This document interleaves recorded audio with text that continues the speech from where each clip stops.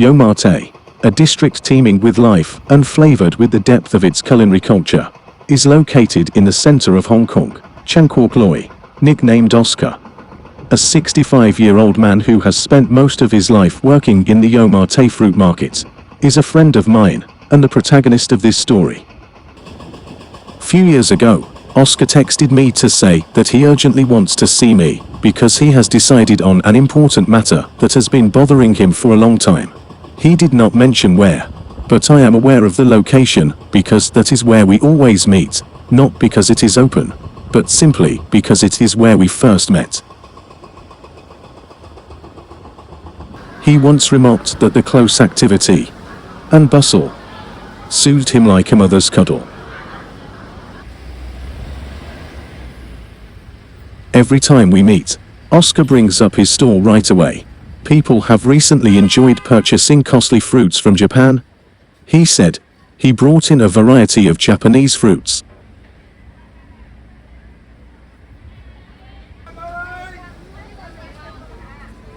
Like many shopkeepers in the district, he worried about eviction. But as there was a value from the tourism aspect, the fruit market was relatively secure.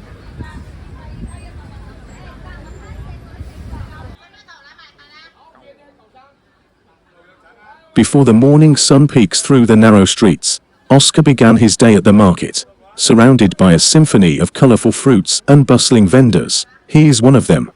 The fruit market had remained constant, an aromatic bazaar of mangoes, lychees and rambutans, sellers haggling with buyers, housewives and tourists.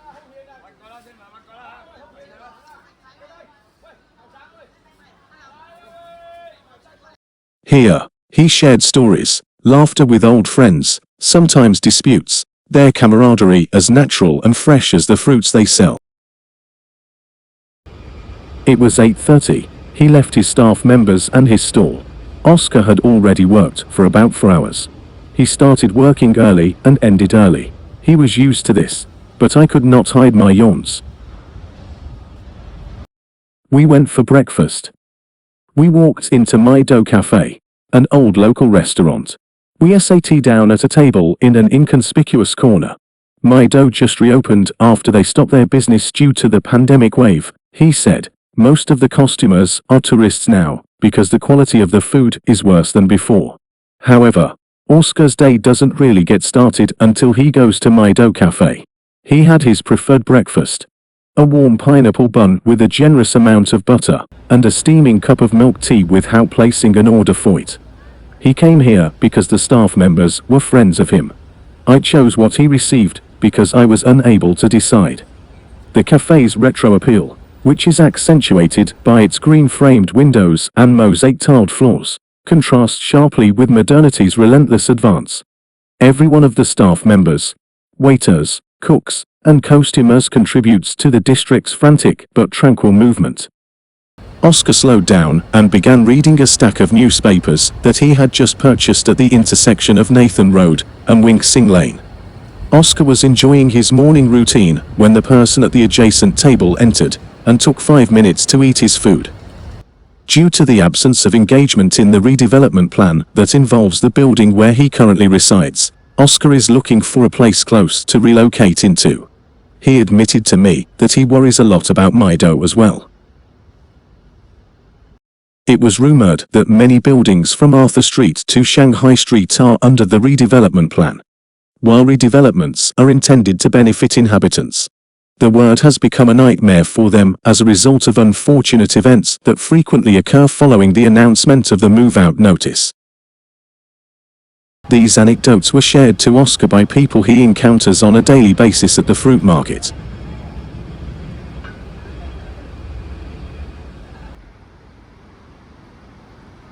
It's so unjustifiable. So made in Hong Kong. He inquired if I had time because he had scheduled a flat inspection with a real estate agent for today. He wanted me to accompany him. The flat he had arranged through the agency was from recently built private houses in the same district. They were pricey, but that was to be expected, given that Oscar's stand was one of the first to offer imported high-quality Japanese fruits. It was a tall structure. He questioned if living in a 41-story building in Yau Ma Tei was weird.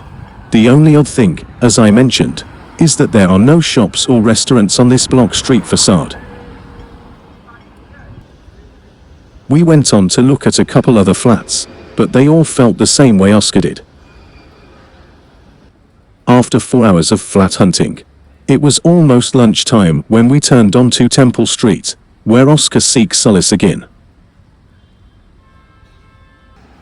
Oscar's mood and demeanor improved substantially as we wandered around the markets, and he began to speak more optimistically about Yau Ma Tei's future.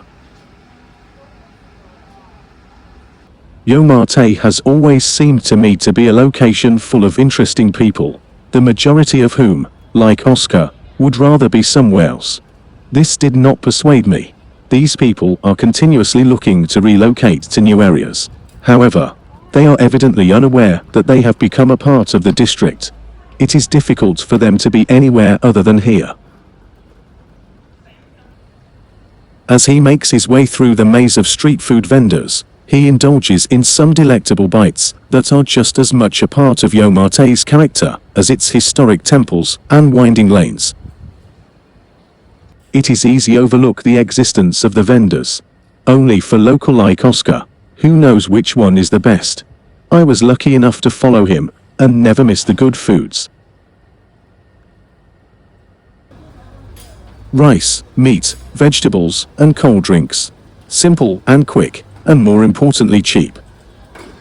It took us 2 minutes to get our lunch boxes and go since more and more people were approaching from all directions. We decided to eat at one of the pocket spaces nearby. As we were on our way, Oscar reads a yellow and red flyer handed by an old lady who looks familiar to him. Authentic Chongqing, hot and spicy, boiled fish. We peeked in, and there were so many people. The smoke of the oil puffing out could not stop the people who lined up to try this Chongqing taste. There was a number of these restaurants opened newly. Oscar wondered how fast a place could be changed. It was a bit crazy for him. We took a sayat in the newly renovated, pink Portland Street Rest Garden. It's a little park, yet it was busy most afternoons. We took 10 minutes to have our lunch and leave since the pink was a little too bright for us.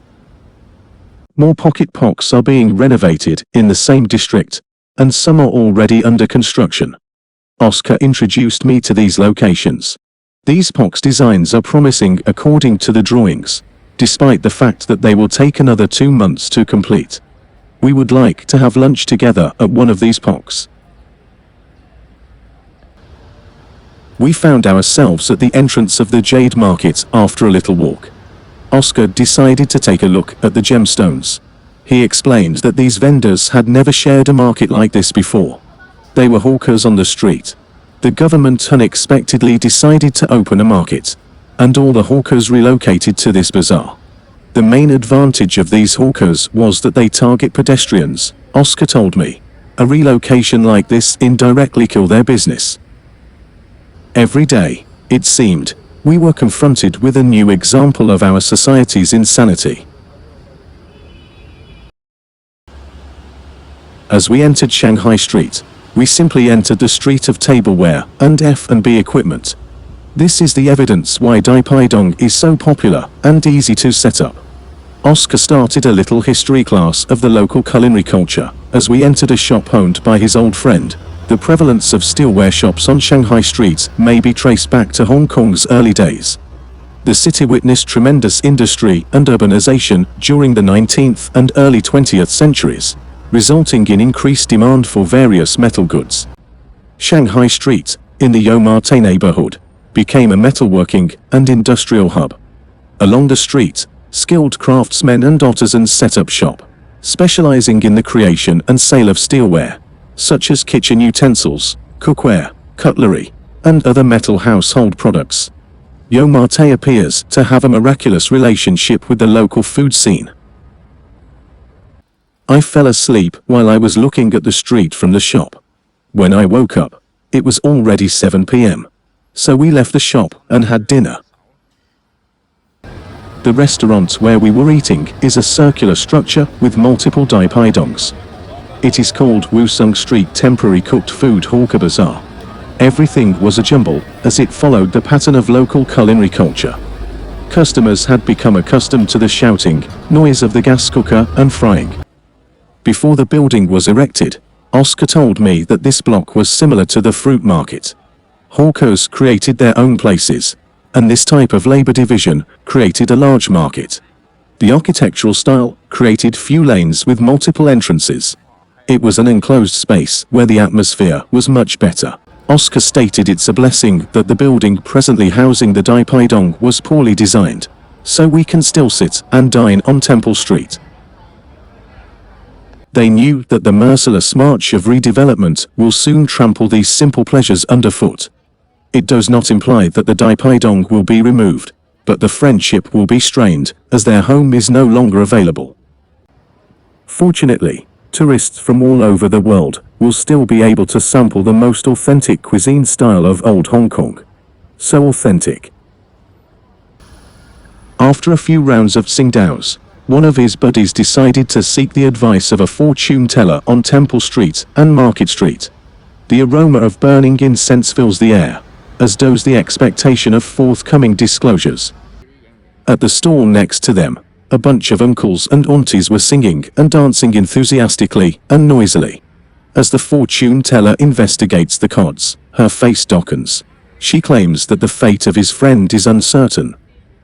Oscar is a Yau Ma Tei expert. He knows where to go for amusement. As his companion worried about the future, he decided to take them to a hidden gem, a retro karaoke lounge, where customers pay to sing with the performers, who are usually female. Oscar had been going to this karaoke bar for years, and was excited to share it with his pals.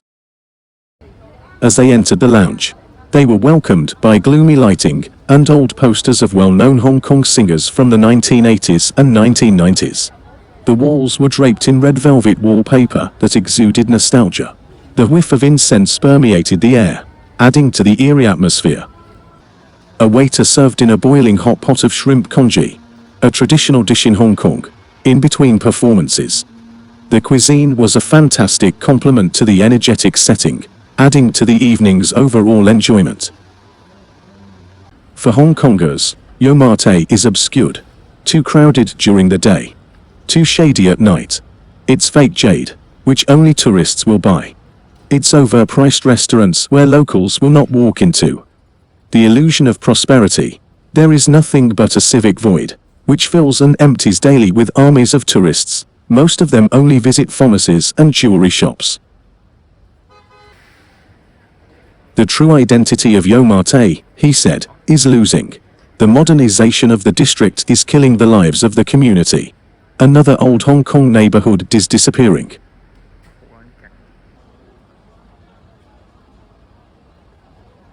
I left and Oscar walked home across Nathan Road, in silence. I had not been to Yau Ma Tei for a few years since the day we met. Several changes had taken place within the district. Few days ago, a car was damaged by falling concrete when it reached the junction between Temple Street and Pak Hoi Street. It raised the discussion again on the redevelopment issue.